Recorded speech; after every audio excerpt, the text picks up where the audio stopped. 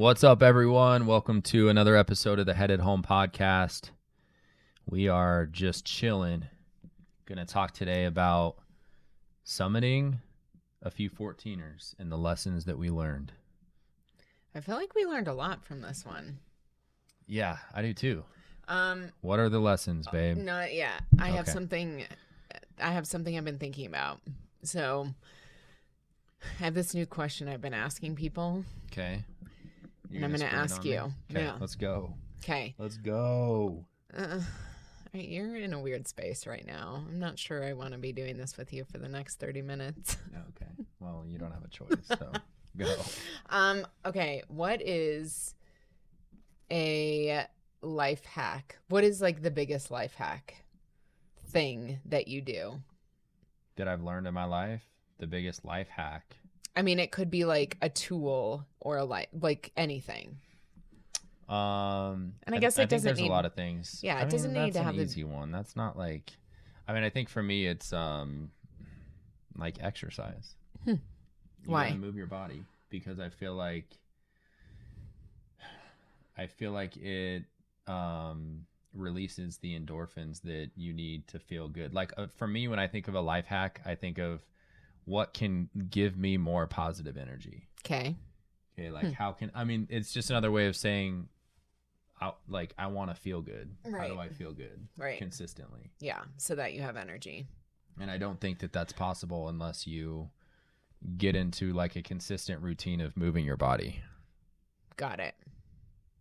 On that same line, like basketball has been huge for me. Like having a sport that you play to where you're exercising, but you are playing a game while you're exercising so that you don't feel like you're just like white knuckling it, because exercising just to exercise isn't fun. But if you play a sport like I do, it's not as bad. Well, and you have motivation in between your like sporting event. So I play in a basketball league, everyone. And if you guys have listened to this, you know that, or if you know me, you know I've been playing basketball for a long time. I call it your old man basketball league. I'm like the oldest man, though. I know. The league is actually numbered. You're really good. Younger. I'm not as good as I used to be. I can shoot. I can't run up and down the same. But, like, if you have a sport, it's an accountability thing. Like, every week I have accountability to myself and to my team to, like, go out and compete at something. And, yeah, it's a just random rec basketball league. But it's all I got. I also feel like it gives you an identity. Like around that, like you have an identity of like being a basketball player. Yeah. I don't know if that's like and a hack community thing, but that's what I'm saying. Like that's you have like a community. Yeah. Find a sport, whatever it is. Find a sport that makes you stay in shape and play it. That's my life hack. Okay. What's yours?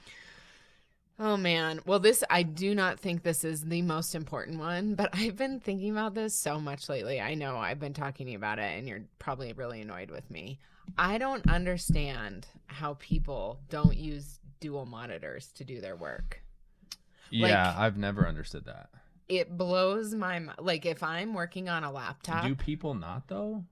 Yes, they do not. They're just able to use the laptop and... But do you know how much more efficient I am using two monitors? You have talked to me a lot about this. like, do you see people using one monitor? Yes. Okay. Like when they have access to two monitors. Yeah, that just seems crazy. Like why?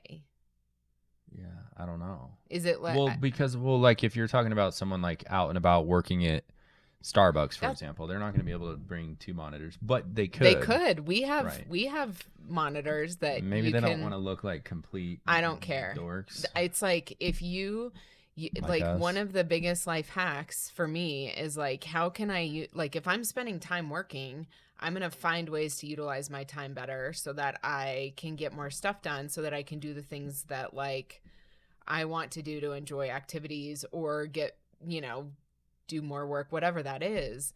It just seems so ineffective to me to like work in a slower way. Right. Like, I don't get it.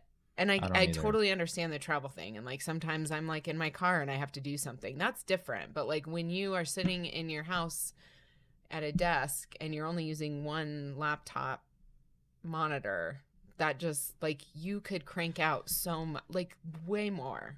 Yeah, so that's your life hack is get dual monitors. What increased? I know he's so annoying.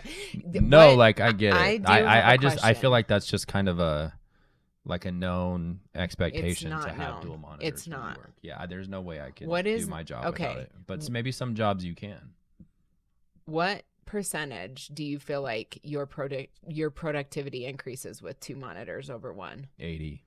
That's what I'm saying. Yeah. This is why I don't understand. I can't do it though. But I feel like it's like my hands are too big. Like I get on my laptop and I'm like banana fingers, like it's just too big.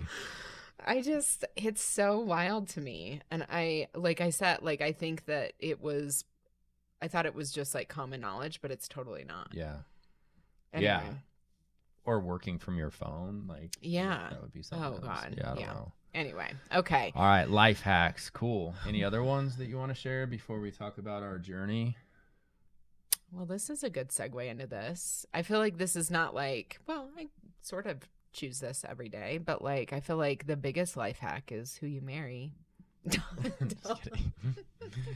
No, for real though. Right. Like I think, you know, I mean, obviously there's ones like calendaring my day, or like going over my week on Sunday, but like the biggest one is like who you marry, because if you think about it, so much of who you are is impacted by who you're around. And so having a person who, one, like I actually really enjoy hanging out with like 75% of the time. Yeah. No, that's higher than what I would have said. Babe. No, but good. Thank you. Like making sure. No. Good. 75% of the time I'll take that. Making sure that like you enjoy hanging out with them and that they push you and they challenge you and they like, I don't know, like that you're like a better person because of them. And like you try new things. I agree. I couldn't imagine like parenting with someone that I didn't get along with. Yeah. Or like I didn't see the world the same way with. Yeah. I think that's a big part of it is like you have to like when you see a situation, I feel like your partner should see the same thing that you see like when it's happening, right? Mm-hmm. Like if we're looking at a situation and like we're seeing it the same way, I feel like we can tackle it together. Right. And if there's that's hard to that's hard. Yeah, it is to find that. But I feel dime piece like you found in me, you know. 10 out of 10. We're gonna move on. No, but I do feel like that's like a life hack. Like it's like something in my life that I feel like people struggle with that like I don't struggle with. I think a lot of people. I mean, yeah, the divorce rate in the country is like over 50%, right? Right, but like I would say that like one place in my life I don't really struggle is like our relationship. Yeah. And I feel lucky about that, and that feels like a big life hack. Me too. Just kidding. Yeah, 75%. Okay, 75% of the time. But that I think is important for our conversation today because so to give you a little context, Andrew and I, I think it was in 2020, so it was during COVID, we decided that when we were going to get out into the world again, that we were going to start climbing 14ers. And so I think we're up to 7 now, which Absolutely is super cool. Love it. Never thought I'd like it. Yeah. And so every year we commit to tackling a hike like that. So this year was a little interesting for us because we decided that we were going to do the Decalibron, which is 4 mountains in one. Democrat, Cameron, Lincoln, Bros. Okay. I really wasn't paying attention. I didn't know what the mountains were, and then I realized that everyone that we came across, Andrew is knew the mountains that we were climbing. I was just like, I'm walking on the trail.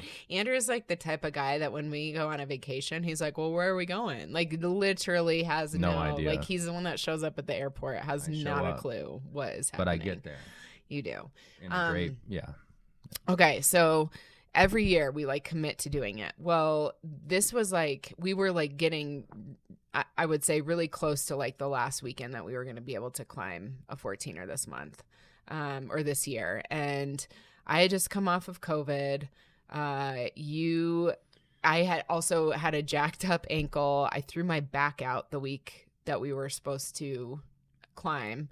And then Andrew, the day before the climb, I played basketball and I took a shoulder in the rib cage, and I'm like 100% sure I broke my rib. So that was, yeah. You're literally just telling me this now, yeah, in the podcast after I point No, I blank told asked you they can't do anything for it though. Bullshit. No, you told me to go to the doctor. Yes. There's not a huge difference between like a bruised rib, a cracked rib, or a broken rib, but it's super painful. Like I can't sneeze without being in legit pain still. And the hike was a little bit ago. So anyway. Right. So hurt very bad. And I twisted my ankle the day before too. So like I was like, we were both jacked up. So we were every reason not to go. Literally every reason. And I remember like checking with Andrew like the night before we went, and even the morning, and being like, I don't know if I can do this, and I sure as hell don't know if he can do this, because like you couldn't even get out of bed. Yeah, I legit needed help getting out of bed. Like you were like, it was so bad. We got up at 4 a.m. And you didn't. I had such a bad attitude about it. Like I had zero confidence in my body's ability to do it. We get up, we get to the mountain, and I just remember like looking out at these 4 mountains being like, there's no way. Like there's literally no way. Like I was having issues with my foot as I was walking from the parking lot. Yeah, no, like we got out of the car and we're like walking to the trailhead. And I remember thinking like, damn, this is going to be interesting. Like this is going to be rough. And you're winded too, right at the very beginning, because I think like your lungs are getting used to the altitude. But yeah, you were in a very negative space that morning. I was. I totally was. Really, actually, most of the day you were though. I was. I felt like your focus was on all the negatives. Yeah, no, it was. Yeah, like 100%. And so the first mountain we decided to climb up, we did it because apparently it was a complete nightmare to get down, because there's so much like loose rock. People just end up like sliding down. And so we were like, okay, well, let's go up this one. Well, you were like that. Yeah, I had no idea. He just did whatever. No, it was just, there's a trail. Let's go. So we decided to go up it. And like, it was, for me anyway, I feel like you and I have different levels of like fear. Like you know, I can do things like height wise that maybe weird you out, and I'm more weird about like this, like loose rocks and stuff. Well, and I think you get more scared up there because they're like, I don't like heights that I don't have control over. Yeah, like put me in like a gondola above that canyon that we went in that one time, like terrifying. But I didn't have any control over it. It's like if this thing breaks, right, we're dead and I can't like do anything. But on a mountain, I feel like I have control because I have some sort of a say in like falling and catching myself. Right. So we're going up it, and like I am just not, like I am not in a good place. And so you said something that we've talked about in every hike that we've done, but I had to focus so deeply on it this time. Do you remember what you told me? Yeah. So this is on the first one, right? When we got to that part, and it was super windy at the top, super steep, and kind of scary. But I remember it was like, I kind of got in this mode where it was like, just look right in front of you, take one step in front of the other, and just focus on like that little, what did I say? Like that little sphere of like 2 feet. Your circle of control. Like what is right in front of you? Like don't look off the cliff next to you. Don't look off the cliff to the right of you. Like look literally right in front of you and just reduce your viewpoint. Yeah. Yep. I remember that. And reduce your, yep. I don't know, like the whole rest of the time, like I literally was like, focus on the next step, focus on the next step. And I think that sometimes, a lot of times when we are doing things that are big or scary or hard, we like take in the whole thing, right? Like I'm thinking of me stepping out of the car and looking at these mountains and being like, there's no effing way my body is going to take my ass up this like situation. And we just immediately discount all of those like little steps that we can like do. And so I think that when you are faced with like a really big issue, focusing on that next step is really like honestly the only way to get through it. It's the only thing you can do. Right. It's the only thing that you can control. Yeah. Right. You can't climb the mountain in one step. Right. But I think back to like hard times that we've had over the last 10 years. Like we've had to do the same thing, whether it was with my health issues or like, it's like you just focus on the next right thing. Yeah. And they said that in Frozen, by the way. But like that's so true. Like you just have to do the one next step and focus on that instead of the whole thing, because otherwise you're just going to tap out, you know. So tie that up. Absolutely. So tie that up, and so the lesson is one step at a time. Like focus on the one step in front of you. Like don't worry about all the other shit. Like focus on that one. Yep. Love it. Lesson 1. Lesson 1. Cool. What's lesson 2? You want me to? You go. I got one. If you have it. I do. I had so I always have a huge appreciation for peanut butter and jelly sandwiches. With with crunchy peanut butter. Okay. I like don't give me the creamy. Yeah. But there was like something so enjoyable about the peanut butter and jelly sandwich that we like sat and had, and I feel like, in particular, when you are going through a hard experience, it is really easy to forget about those like little things that can give you, that you can be grateful for. Yeah. And in that moment, like that, we sat down, we decided to have the peanut butter and jelly sandwich when we were at the top of the mountain. Yeah. It was so windy. Like it was really windy. Didn't we find a little place to sit though behind? Yeah. Like on one of the ridges? Yeah. So we had like cool. a little cover, and we beautiful. sat and had the sandwich, and it was like, I just felt so grateful in that moment for this little peanut butter and jelly sandwich. Yeah, PB&J, they're always there for you. Like that's the thing. Like, you know what I mean? You turned your back. I think we were joking about that on the mountain. You were like, this is so good. And I was like, they've always been delicious, but you turned your back on it and it's still there. It's like the giving tree. No, that is good though. I think that was a good lesson up there. Yeah, be grateful for those little things, you know. Right, that like we all just take for granted, right? Yeah. And so that was another one for me that I was thinking a lot about.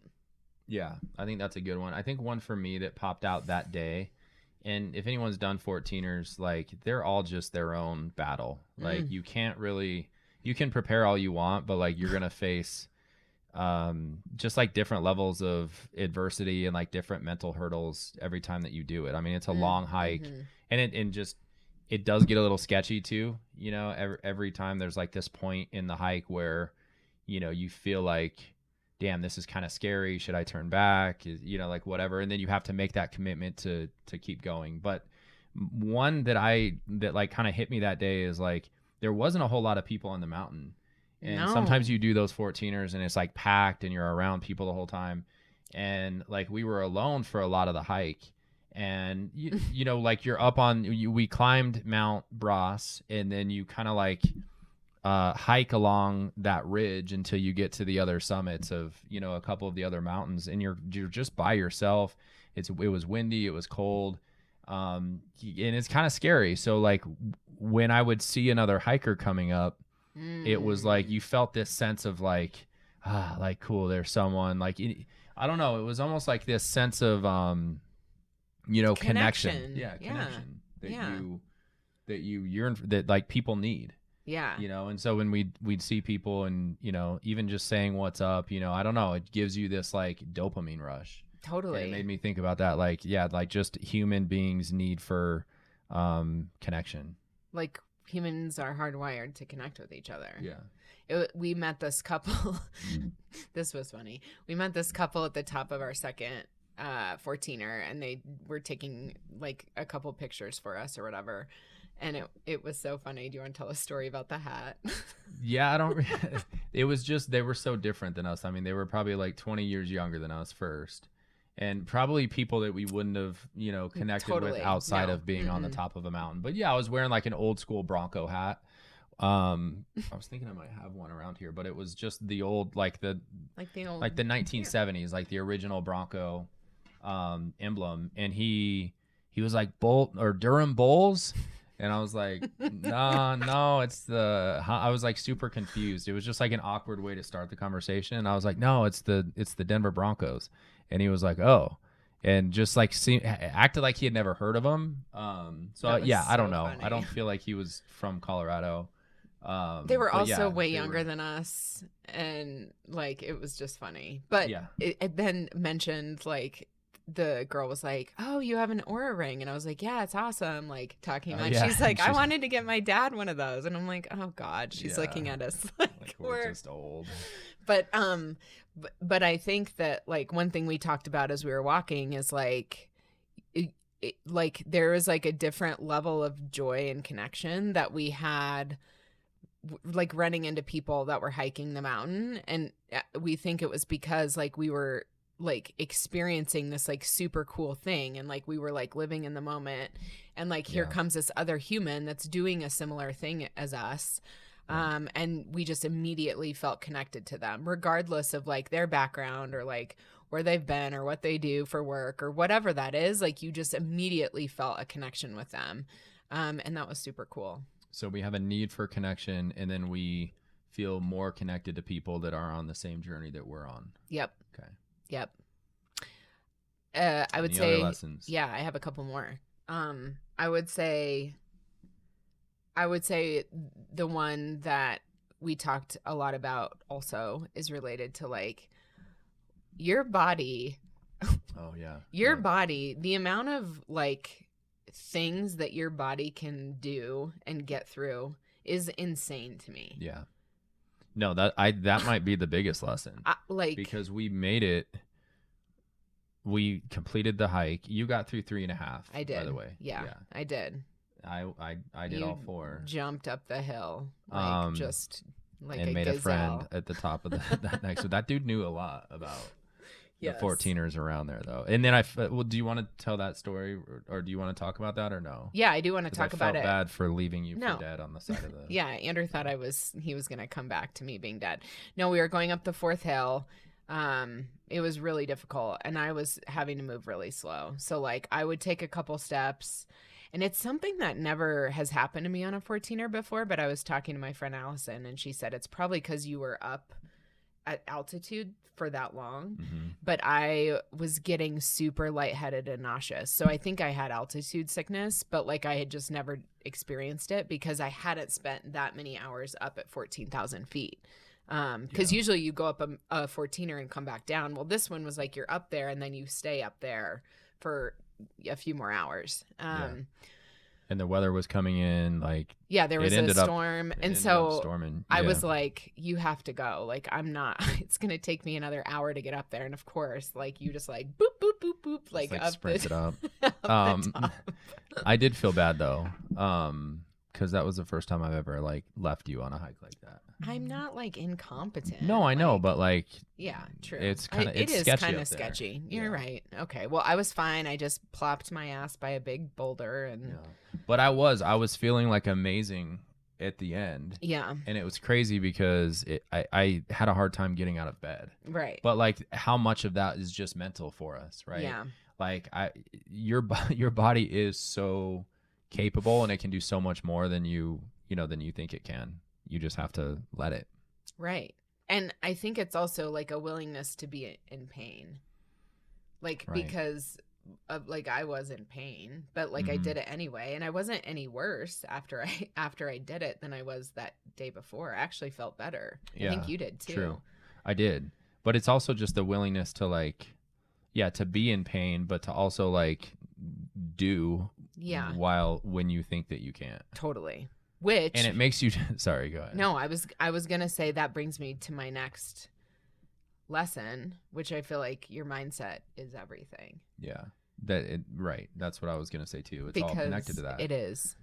But like, look at the shit that you complain about. Like, if you like just getting up and working out this morning, or getting in the cold tub, right? Like, you tell yourself that you can't do it, right? But you can, right? Yes. And that was a great experience for us to climb those mountains in that kind of pain. Mm-hmm.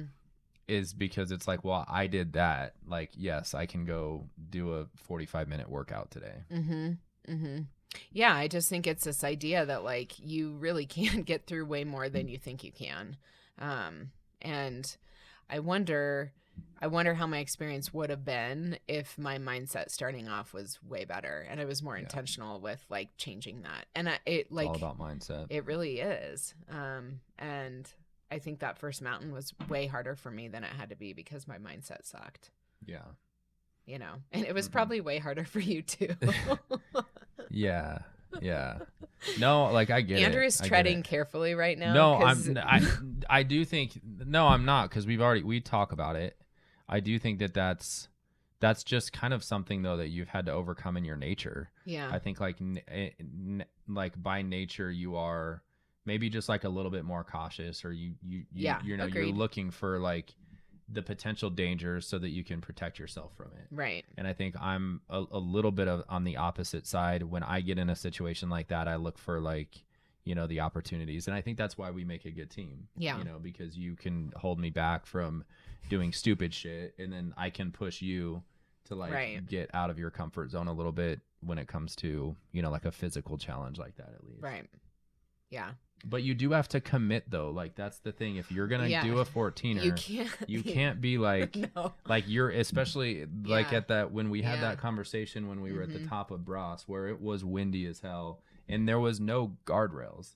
Like, you got to the point to where there's no rocks. You just literally had to straight, and you had to get on your hands and your like almost your knees. And it was like, if you don't commit at that point, it's dangerous. It is dangerous. Yeah. So you have to be like, hey, like I like my head has to be in the game.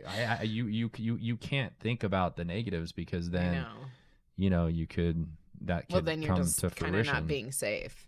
Right. Like, agreed. I want to go again. For sure soon. So we'll do, and then maybe we'll just do, Well, the last lesson that I feel like we started with in having this conversation, but I really do feel like it's important to talk about. And like, it's when you're going through, well, climbing a mountain or doing a hard thing, like who you're with really matters. Yeah. You know? I agree. Totally. I'm not sure I was much help for you that day, but like, no, it was though. I mean, it was helpful because I think I could learn a lot in terms of like leadership. Yeah. And leading, and like understanding of like, hey, we are a team, and it's not just about me running up this hill and showing like what a badass I am. It is about like the people around you that, you know, love you and care for you and would do anything for you. Like, that's a lesson for me to like, hey, slow down and like help, help you. But that does help me though. But I needed that. Right. Like, and I think I need the lesson in leadership. Yeah. Because I can be just very like, you know, just about me in a situation like that. Yeah, exactly. Totally. But I agree. I think that, you know, if I was with someone different, there's like a high likelihood that like we wouldn't have gone on that hike that day. Yeah, because if I would have said no? I would have been no. What would we have done? Just like go to the pool and hang out? Yeah, probably. Yeah. I don't know, but like I'm glad that you're like, no, we're going, because ultimately, if I set a goal to do something, like I'm gonna do it. Like I have a system for like my goals and like my routines and like that, like I'm just disciplined in that. And so for me to, or for you to say like, no, we're gonna do it, like I was like, yes, because I have this goal, like I'm gonna do it. And like I just felt like I just felt really like grateful for that you weren't like, like let's do it another time, or let's skip this year, or to me I was like, let's just go see how far we get. Right. You know? Right. Yeah. But then once you get that higher, like we might, like we're going. Do you feel like this was harder than Quandary? No. I felt great. I felt like amazing on this one. This was one of my favorite ones. I don't know why. Yeah. Quandary was a Quandary was hard. Quandary was hard, but like we drank the night before on Quandary. Oh yeah, that's like not even a lot. I think we went to Olive. We were like, let's carb up, and we went and got like just ate a Olive boat Garden. of Alfredo. Yeah, and then Olive like Garden. started drinking wine and had like 2 glasses of wine. I think that is what screwed us up though. Oh yeah. Like at altitude, I don't know. I was dying on that Quandary one for sure. Yeah. This one I felt pretty good though. But your body, like I think sometimes just handles it different. And I honestly think, you know, that like I thought it was gonna be so bad because I was in pain with my rib and my ankle, and I like didn't think I was gonna be able to do it. And then when those started being okay, like halfway up the first mountain, I feel like the rest of my body kind of picked me up, and that felt great. So this is not something that we talked about, but I do want to just end with this lesson because I think it's really important. It's a life hack, I guess. The one thing that I love about 14ers is we spend a lot of time in silence. Like we don't talk a whole lot when we're doing them. So it's like hours of just kind of like being in the quiet. And I think that sitting in silence and like really learning to be comfortable in silence with yourself is such an important part of being a human being. And I think a lot of times people avoid that in every way imaginable because there's a lot of stuff that comes up when you're sitting in your silence. I agree.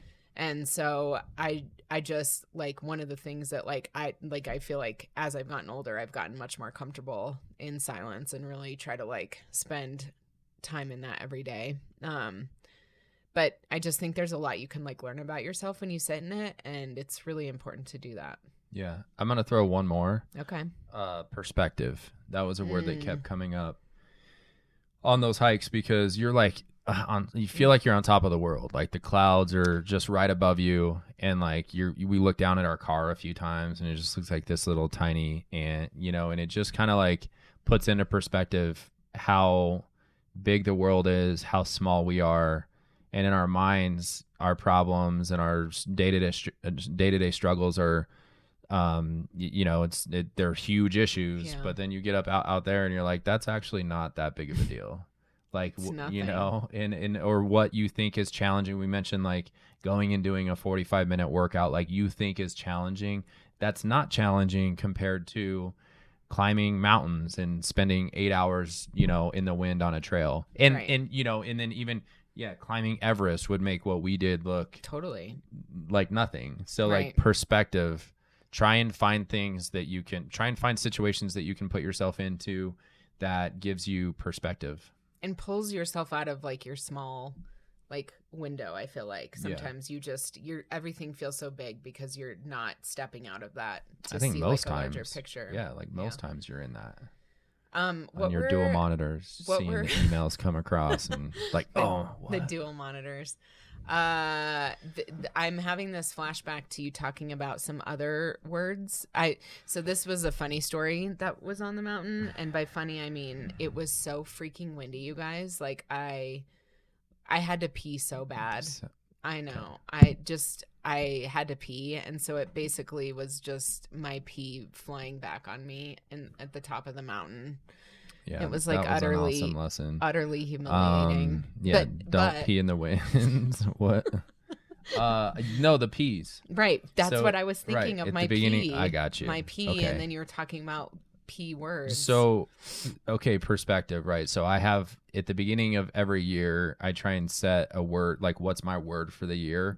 And this year it was 4 words, just because they all happen to start with P, and it was peace, perspective, persistence, and patience. That was the other one.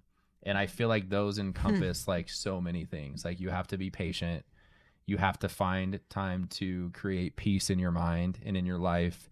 You have to be persistent. You have to be disciplined. And then you have to have perspective. I love that. Let's end it on that. All right. Thanks for listening. Peace. Perspective.